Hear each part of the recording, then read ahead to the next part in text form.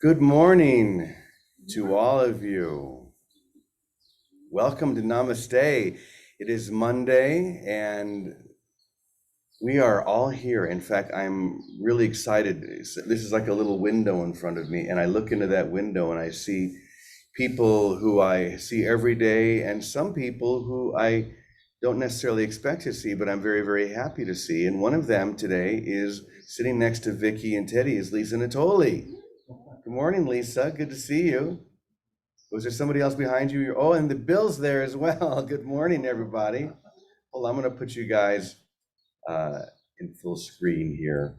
Go ahead and unmute yourself real quick. I want to say hi to you. Hi, everyone. Good morning. So good to see you. Celebration here. Namaste, namaste. Well, we're going to turn to all four of you in just a moment, and we'll just see where this takes us. For those of you who have not been with us lately, I determined last week that we are going to enter into these moments fresh and unprepared and completely fully willing to allow Spirit to show us the path and the direction, rather than coming even with a few lines, even coming with a paragraph, thinking that that paragraph or those few lines are going to show us something, anything that we need to, as if Spirit's not going to lead us perfectly in the moment. We need do nothing. We don't need to show up with anything. We just need to allow. And that being said, I did have a question that was swimming through my mind this morning. And it was a question that I asked myself, and I'm going to ask all of you here today. The question is, how many of you think that there is some sort of a process or some kind of a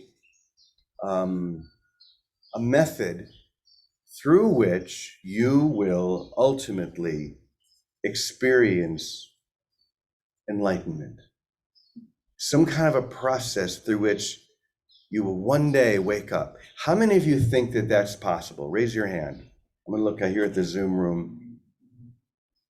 We have one person here, only one. So the rest of you, I don't see anyone else here at the Namaste or in the Zoom room. So no one else thinks that there's any kind of a process or that you need to do anything. Is that correct? Julie's kind of like, she's hesitant. She's like, she's not sure if she. I think for all of us, on some level, to one degree or another, we think that there's something that we need to do, right? Something that we need to do to be whole, to be enlightened, to be awake. Now, we may not identify that as a religion or following a certain guru or having a very specified path, but I think all of us, to one degree or another, feel that there is something that we must do in order to be who and what we have always been. Wholeness is always whole. Wholeness does not become whole by doing something. The only thing that is really left for us to do at this point is to simply relax and be. Now, there may seem to be a path. I'm not going to take this away from you completely. For some of us, that path may look like a blue book, or these days it could look a lot of colors. It could be purple, it could be sparkly. But there could be a book that we say, no, this is the method through which I will achieve this. It could be a teacher that we really resonate with. And when we hear them share from their experience, it sparks something inside of us.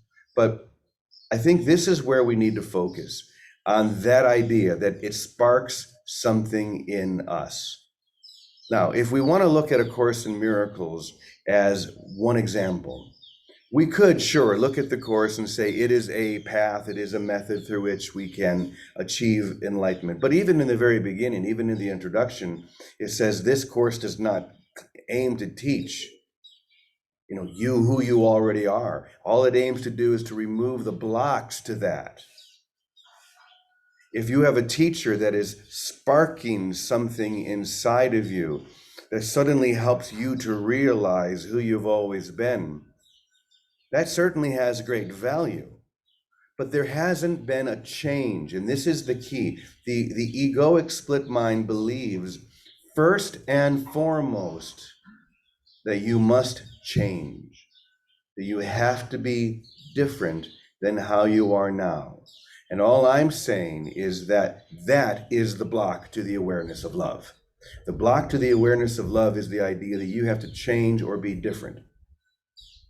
That's why it's really difficult, even impossible for some of us, to recognize a teacher who is very much like us, who talks like us, who looks like us, who comes from the same place as us. So often we're looking for someone who is from another country, another religion, speaks with a very thick accent, wears something that is completely foreign to what we might wear, because it amplifies what? It amplifies the difference and the distance. There was a great movie that maybe some of you saw a few years ago, and you may have to help me with the title. It was about this young Indian guy who was born and raised in New Jersey. And he decided that he wanted to test this theory. So he let his hair grow really long and his beard grow really long. And he adopted his grandmother's Indian accent, put on a robe, and went to the West Coast. I think they went to Phoenix and hung around the Arizona area. Anyone remember what the name of this movie is? Kumare, thank you, yes. Great movie if you haven't seen it. And he began to find people who decided that he was their master, and he was just making stuff up. He was making up movements, breathing techniques, just in the moment. They meant nothing, but he was and people were following them, and they were getting results from them. And this, I think, is what scared Kumari the most, is that he was, in his mind, he was just making stuff up, and he was in his mind fooling them. But were they fooled? I think this was the great surprise of the movie, is that certainly he was playing a role, and certainly they bought into the role. But in giving themselves to that experience wholly, they began to shift. Something began to move inside them. And ultimately, at the end of the movie, when he cuts his hair, cuts his beard, puts on his normal clothes, and walks into the room and says, in his American accent, "I am Kumare." Because of course, during the whole movie, he is saying, "I am not the enlightened teacher. You should not follow me." And of course, the more someone like that says, "Don't follow me," what happens? Oh, he's so enlightened, he's telling us not even to follow him. Now we're for sure going to follow him. But then when he actually shows up with his normal clothes and his normal voice, about half of them got it. And they just began to laugh and realize it was within them all along. The transformation that they were feeling and experiencing was whole and within them all along. The other half were so angry and stormed off. How could you fool us and trick us in that way? And yes, of course, he did trick them, but he didn't trick himself, because it was Kumari himself who began to feel something. In pretending that he was this, he realized he was this. Do you see that?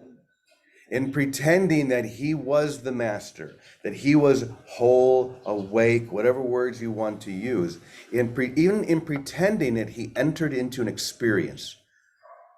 He began to have an experience of that experience. And I think that was the most shocking thing to him right there. He wasn't really pretending. And so we've said this before. What would happen if we pretended, we'll say, to be enlightened? What would happen if we pretended that we are enlightened? First of all, what does that mean? Does it mean that you're going to be walking around like you're floating on a cloud? Will you begin speaking in another accent? Will you begin wearing clothes that you think an enlightened teacher would wear? No, of course not. That's not what I'm talking about. When I say, what would happen if you pretended to be enlightened? It means, well, what would happen if you decided to see everyone as they really are? If you decided to spend all your time looking through the mask and seeing everyone that comes in contact with you as God would see them, what would happen to you? Well, I'll tell you, and you probably already know, something's going to begin to happen. Just like with Kumari, and just like with those people who bought into the illusion or pretended that he was this enlightened master from India, something still began to well up inside them. And it really is that simple.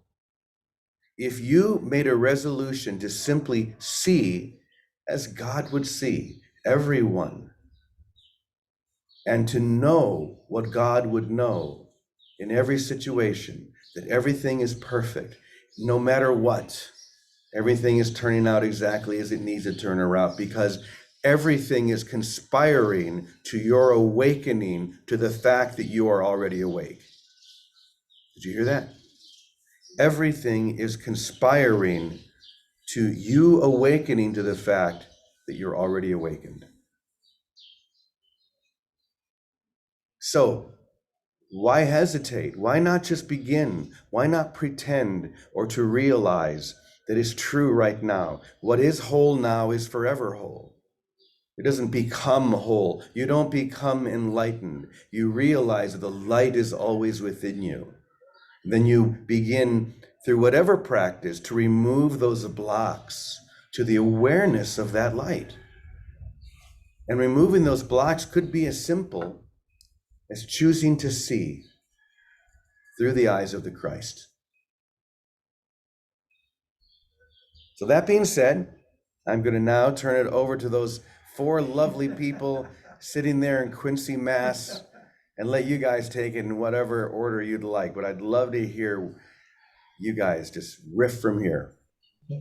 All right. Hey, Jimmy. Nice to see everybody. And yes, we're a great family all together. So we're in Maine at Bill and Lisa's house. We came, Oh, great. but I'm just going to give you a sentence or two because there's too much richness all around me. That for me, the experience boils down, I like to keep it practical and simple. If we relate with love to ourselves, to everything around us, we fall into a natural communion.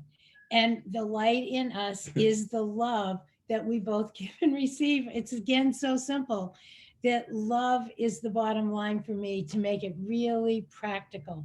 That's what welcome is. That's what communion is. That's what the holy oneness that we fall into wherever with one another, with a tree, with a flower. But now you guys take it away. Jimmy, what I was going to say is when you were talking, the old man used to say, none of my ideas are true, including this one. Including this, none of them are true. I mean, when I had the thing with Jesus, like what you're saying, it's like we've always and only been this without the ability to not be anything else. And even our ideas about what love is aren't true. And we got to let go of it all the time. What we think is not the truth. What we are is true. And that's got nothing to do with what we think, what anybody thinks, what's going on here, what's not going on here. It's like, and that's what he said, none of my ideas are true, including this. The idea that I don't know isn't true, including this. There is only one thing to know, and that's all we can know, and nothing else is true, and nothing else will ever be true. Nothing else will ever be real. None of my ideas are real, including this one, that they're not real. Teddy, I think you may have hit on the most concise expression of that whole mind.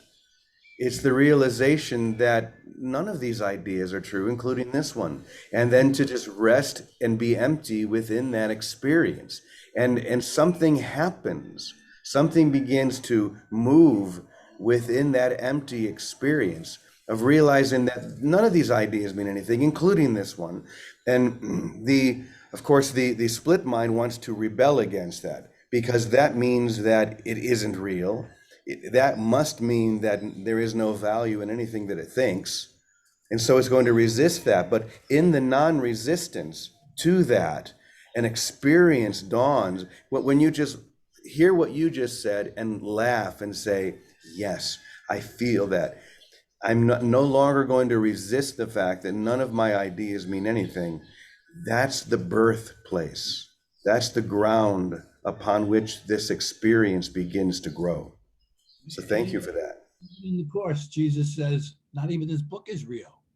Not even this book is true. Nothing is true. If it's used, he gets to the point where if it's useful, use it. If it's not useful, throw it out. I love it. Thank you, Teddy. So Yeah. Lisa, please, good morning to you.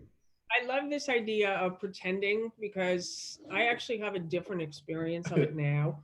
Because, in 2004, I started writing these blogs. I didn't tell anyone. I was just doing it for myself. I was really like, okay, I'm just going to have a practice of blogging every day. And then suddenly people were finding me on the internet and following me, and I didn't want followers.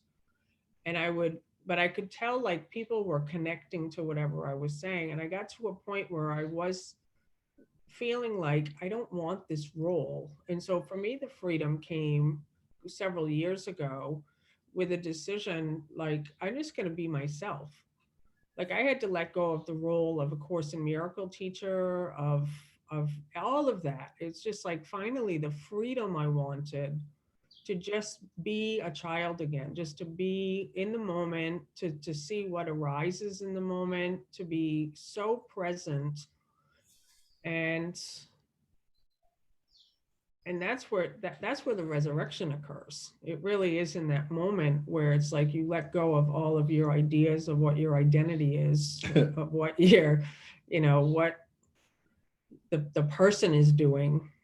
And in that space, that's why there's no process, is the light was always there. Like the thing I was looking for was always in the spot where I am.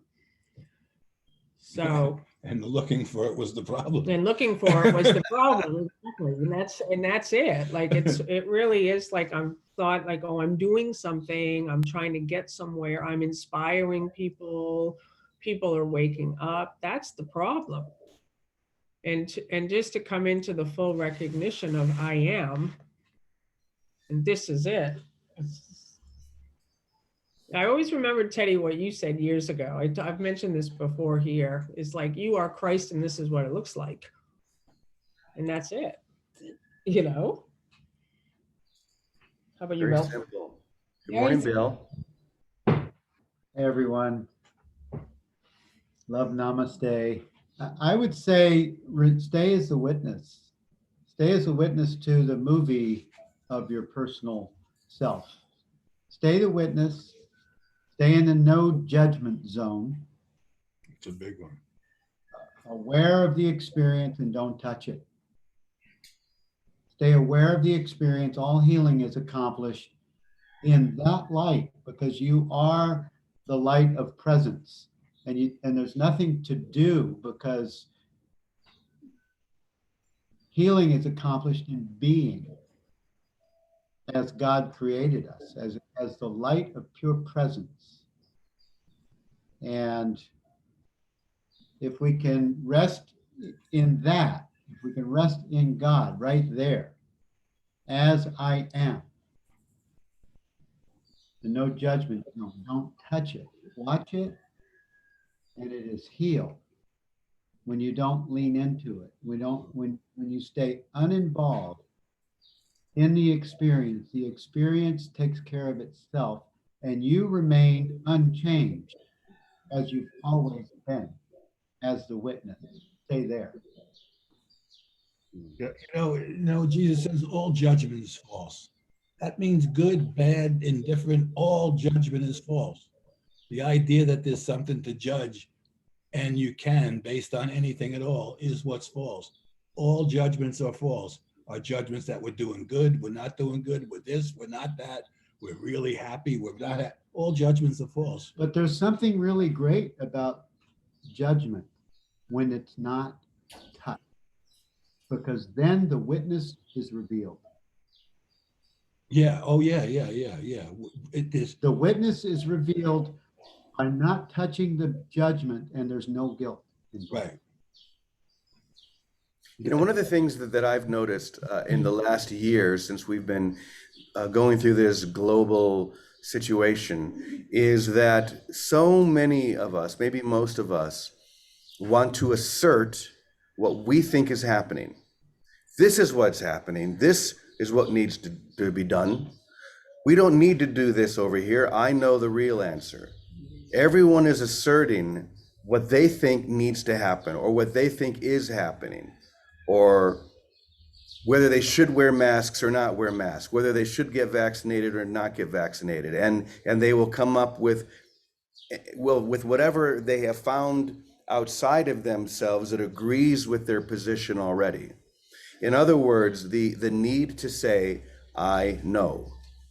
And I think ultimately what we're sharing here is not knowing, relaxing into that space of no judgment, and being comfortable with not needing to know. If I'm asked to wear a mask, I wear a mask. I'm not going to go around saying, wait a minute, you're impeding upon my rights. How would I possibly know that? It's arrogant for me to think that I could determine such a thing. How about just doing what I'm asked to do lovingly and let the love itself draw me into the experience? So that's one of the things that I'm getting from this discussion is that it keeps leading us back into that place of just relax, just surrender. As Bill was saying, just witness, just allow. We don't need to do anything but that. We don't need to figure this out, in other words. We just need to relax and know that if we relax enough, it will figure us out. In fact, it already has. That's the beauty of it. What I want to ask Bill, because, I talk a lot about, stimulus response versus stimulus response. And the idea, I don't know if this is what you're saying, but this is what I'm hearing. It's like, don't judge your own judgment. Like you judge that, just Don't touch it. don't judge your own judgment. Stay there Yeah. with it, what your body mind, Right. your Just personal self is doing, and because all your judgments are false. So don't go even further down the road. That's it. That's brilliant. I'm so happy that the four of you are here with us today. How long are you guys hanging out, at least in Bill's house? you've been in this place with us. We've been partying with you. I my love friend. your house. I recognize all of it. Yes. Are you just there today, or are you gonna be there again tomorrow? Just here for today. They We're just gonna came have up for the morning. a little Yeah. Easter lunch Yeah. Well, Lisa, and a total resurrection. amen. I mean, I just want to say that this is Easter week, and this morning, I always have morning time with my coffee, and I just crawl back into bed and I open the book up, and I mean, it's just the perfection blows my mind every time. But I woke up to the section on resurrection. Actually, two sections on resurrection. One is like earlier on, and then there's a whole Easter week section. But that's this week. Like Right. to saying, like, you always have a choice whether or not you're going to see your brother as the ego or the Christ, and to be willing to let go of everything and then in that space is the resurrection. Like, that is the healing that occurs when you just stay open. And that's what we got a call that said, can we come up? And it's like, Come on out. that's when things arise. Things arise out of nowhere, and just to allow it to come up and say, okay, this is the next thing that's arising in my mind. you know, like what Lisa was saying in the beginning, we don't even know what the Christ is. We have no idea what it is. So that's what it is Yeah. what it is what it's being right here, right now.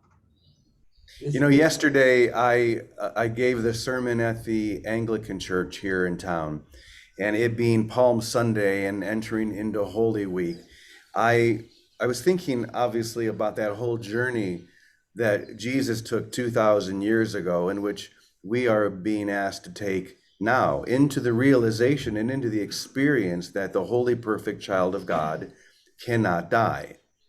It must rise. And so one of the things that I talked about yesterday, which I think applies to this, is that up until a certain point in this week, Jesus did everything that they expected him to do. It was as if he had a checklist for what the prophets said about the Messiah. And he would just check them off one by one, one by one. He has to do this, they have to say this about him. And there came a point where he was doing everything that they all expected of him, until everything turned around and he did what was completely unexpected. Because what they expected was this messianic character to lift them, to strengthen them so that they could rise against the Romans and be free in a physical way, to kick the Romans out of Palestine. But that's not what happened. Everything went in the wrong direction from their perspective when Jesus was arrested, tortured, and crucified and died. And he wasn't the only one. It's important to know that this was a time in which a new Messiah came around the corner almost every other month. And the Romans had a policy. It was a very strict policy. As soon as someone was declared the Messiah, get him up on that cross as quick as possible. And with every single one of them, as soon as their Messiah was crucified, that campaign ended. They faded, no one remembered them. There was only one difference between what happened with Jesus and what happened with everyone else. And that was, for Jesus, it was the beginning of the story, not the end. Because he really did come to prove that the holy, perfect child of God cannot die. And he demonstrated that through the resurrection. So he had to go through this other experience to do what no one expected, but which through his whole mind he knew already, in order to demonstrate this. And so the question maybe for us is, have we been doing everything that has been expected of us? What's not expected of us? Maybe what's not expected of us is that we're going to do this for real. We're not just going to talk about it and theorize about this anymore.